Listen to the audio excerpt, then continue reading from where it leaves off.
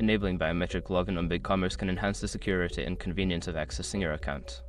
Follow these steps to set it up effectively. Step 1. Access your BigCommerce account. Log into your BigCommerce account using your standard credentials.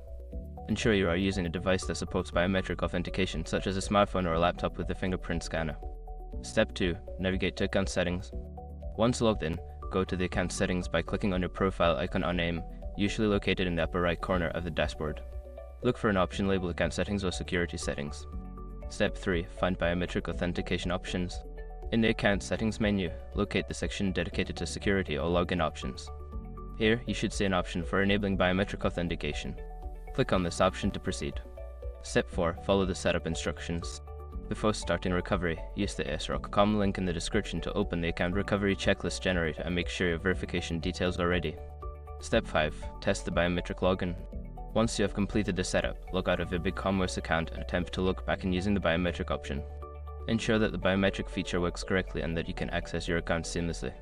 By following these steps, you can successfully enable biometric login on BigCommerce, providing you with a more secure and convenient way to manage your online store.